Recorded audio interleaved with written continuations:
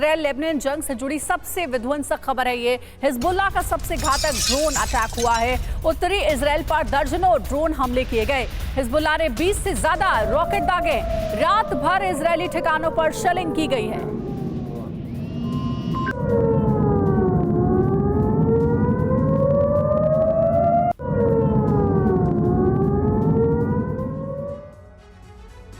और हिजबुल्लाह के हमलों के बीच इराक से बड़ी खबर सामने आ रही है। जी हां, इजराइल युद्ध में ईरान की एंट्री, इराक के जिहादी ग्रुप को मिलिट्री ट्रेनिंग, ईरानी सेना के अफसर दे रहे हैं ट्रेनिंग। इराक में हजारों लड़ाके जंग के लिए तैयार हैं। हिजबुल्लाह के लिए जंग लड़ेंगे लड़ाके।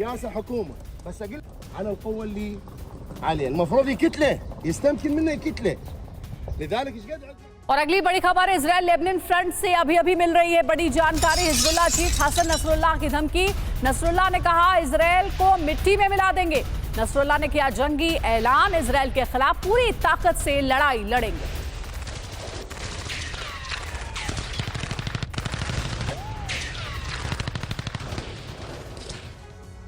और हिजबुल्लाह चीफ की धमकी में छिपा है पूरा एजेंडा। इसको समझ लीजिए क्या है एजेंडा। तो हिजबुल्लाह चीफ ने इजराइल के खिलाफ जंगी ऐलान करते हुए इजराइल को पूरी तरह से तबाह करने का दावा किया है। रॉकेट हमलों से इजराइल का विनाश करने।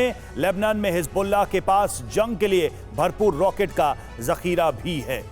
साथ ही इजरायली शहर को बारूदी बौछार से तबाह और बर्बाद कर देने की बात कही गई। देखिए नसरुल्लाह ने क्या कहा, इजराइल तबाह होगा और धर्म युद्ध की आहट। ये सवाल उठ रहा है क्योंकि जंग में ईरान मददगार साबित हो रहा है। ये देखिए रॉकेट हमले किए जाने की बात भी नसरुल्लाह की ओर से कही गई है। तो वहीं हूती हमास के हमले भी लगातार जारी हैं। तो ये हालात इस वक्त हैं जिसमें हिजबुल्लाह ने जंगी ऐलान इजराइल के खिलाफ कर दिया है। और नसरुल्लाह ने कहा कि लेबनान में जखीरा है और सीधे तौर पर इजराइल के लिए खतरे की घंटी। शहर होंगे बर्बाद। इस्लामिक ग्रुप तैयार है। सीधे तौर पर समझ में आ रहा है कि इस्लामिक ग्रुप बड़े हमले की तैयारी कर रहा है। बुनियादी ढांचा हम टारगेट करेंगे, नसरुल्लाह ने कहा। और धर्म युद्ध की आहट इससे मिल रही है कि हिजबुल्लाह पर काफी दबाव बना हुआ है कि हिजबुल्लाह इस लड़ाई में आगे बढ़ेगा और बुनियादी ढांचों को टारगेट करेगा। तो इस तरह से नसरुल्लाह के जो बयान है उसमें सीधे सीधे जो एजेंडा है वो धर्म युद्ध का छिपा हुआ है।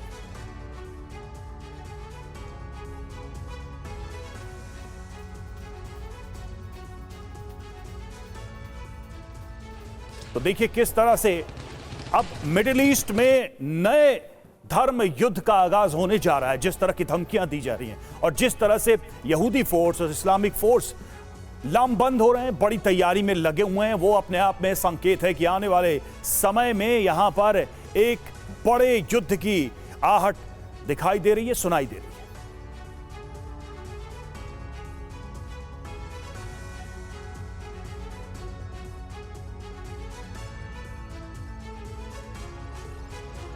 और अब लेबनान के खिलाफ आईडीएफ के वॉर प्लान को समझ लीजिए, क्योंकि अगले 24 घंटे में यहूदी वर्सेस इस्लाम के बीच निर्णायक जंग होने की आशंका है। जी हां, आईडीएफ का वॉर प्लान के मुताबिक आईडीएफ लेबनान के इलाकों पर कब्जा करेगी और आईडीएफ के निशाने पर हिजबुल्लाह लड़ाकों के परिसर होंगे। नसरुल्लाह का हेडक्वार्टर भी तबाह कर सकता है आईडीएफ और हिजबुल्लाह की निगरानी पोस्ट, गोला बारूद के गोदाम, हथियार फैक्ट्री और हिजबुल्लाह के बुनियादी ढांचों पर बमबारी होगी, उस पर ये हमले होंगे।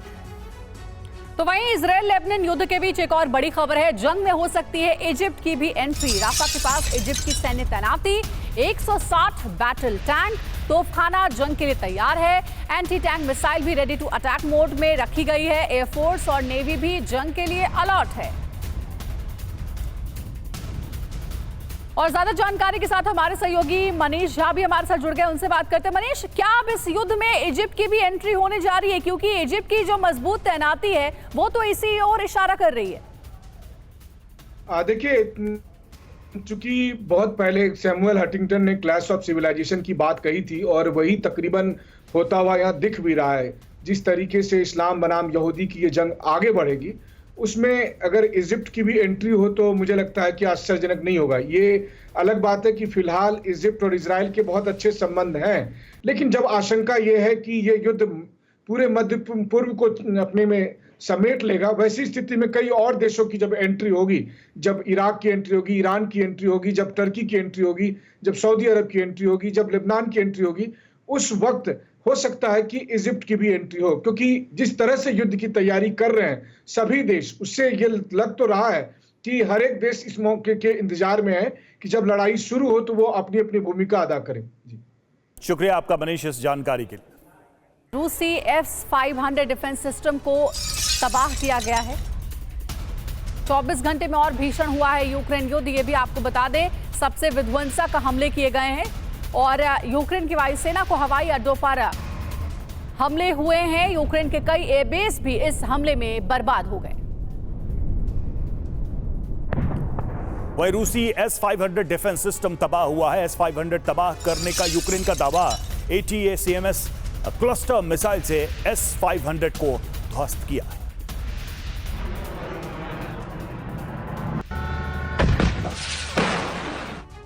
और रूस के खिलाफ नाटो की जंगी तैयारी, ब्रिटिश नेवी और स्वीडन फोर्स की ड्रिल, दोनों देशों की सेनाओं ने डमी हमलों की प्रैक्टिस की है।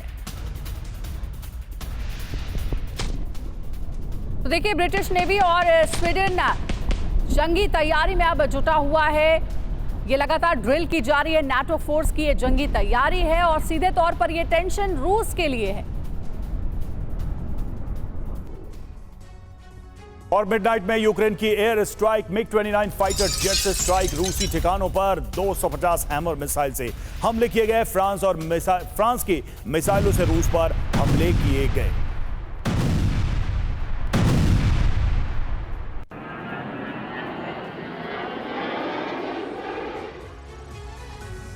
और अब खबर है पाकिस्तान तालिबान से जुड़ी हुई। पाकिस्तान अफगानिस्तान के बीच जंगी तनाव, पाकिस्तान को तालिबान की सबसे बड़ी धमकी।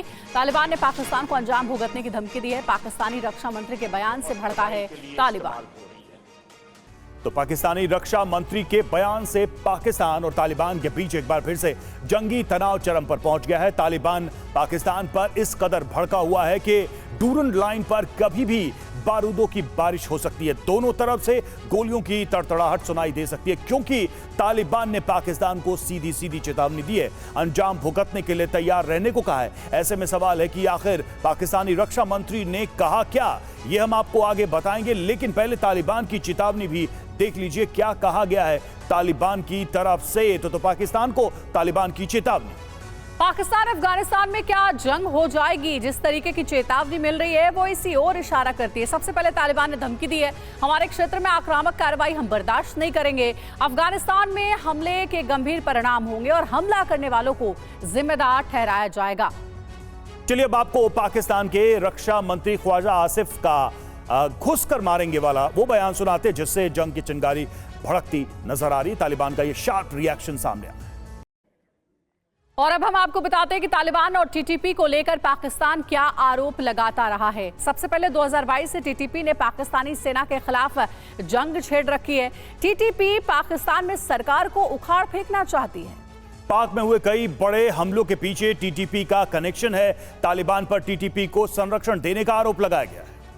टीटीपी कार्रवाई के बहाने पाक सेना अफगान में हमला कर रही है। तो ये है जानकारी जिसमें पाकिस्तान आरोप तालिबान पर लगा रहा है। हालांकि ये भी आपको बता दें कि पाकिस्तान और तालिबान के बीच जंगी दुश्मनी की सबसे बड़ी वजह डूरन लाइन को बताया जाता है। डूरन लाइन की वजह से पाकिस्तान और अफगानिस्तान के बीच कई बार झड़प भी हो चुकी है। और इसलिए आप पूरे डूरन लाइन विवाद को भी समझिए। क्या है ये डूरन लाइन का मसला? तो अफगानिस्तान और पाकिस्तान के बीच 2640 किलोमीटर लंबी ये सीमा रेखा है और पाकिस्तान इसे असली सीमा रेखा मानता है। अफगानिस्तान ने डूरन लाइन को मान्यता नहीं दी। तालिबान इस सीमा रेखा को मानने को तैयार नहीं है।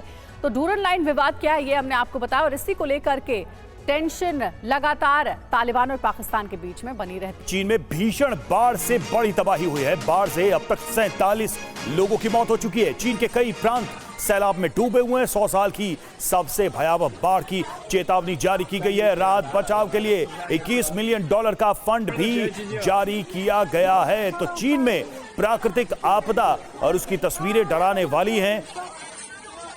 100 साल की सबसे भयावह बाढ़ की चेतावनी भी जारी की गई है। $21 मिलियन फंड को भी एलोकेट किया गया है बाढ़ सहायता के लिए।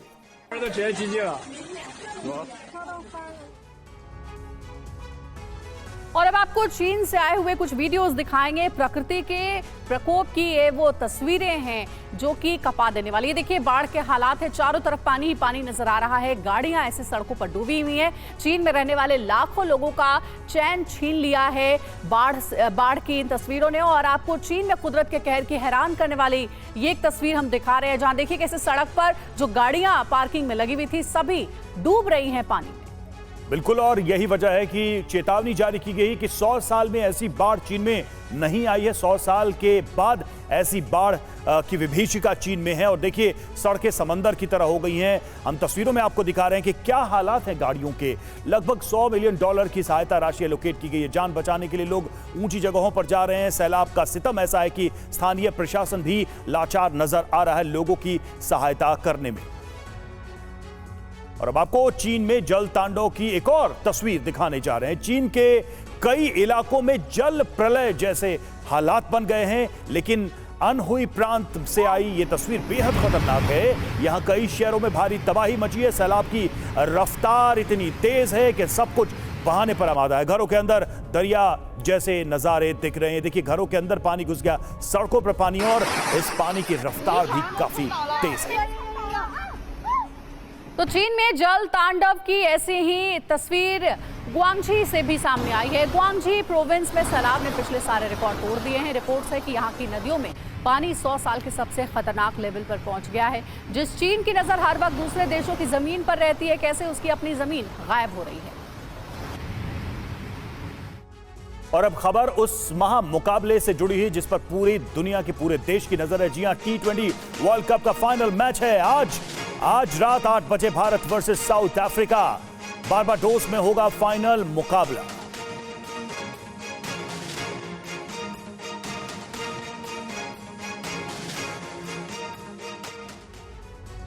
तो इंडिया और साउथ अफ्रीका के बीच आज रात 8 बजे से T20 वर्ल्ड कप का फाइनल खेला जाएगा। लेकिन इस फाइनल की कई रोचक बातें हैं, जल्दी से आपको बता देते हैं। सबसे पहले दोनों टीमें अब तक एक भी मैच नहीं हारी है। T20 वर्ल्ड कप में ऐसी कोई टीम चैंपियन नहीं बनी जो टूर्नामेंट का एक भी मैच ना हारी हो।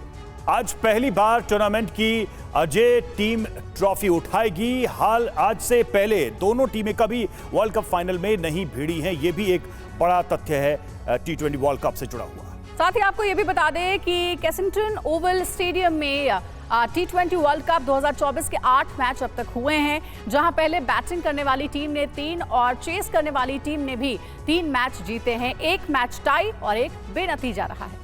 और इस मैदान का toss win match win percentage 60% है, यानी कि जिसने टॉस जीता लगभग वो टीम 60% विजेता रही है।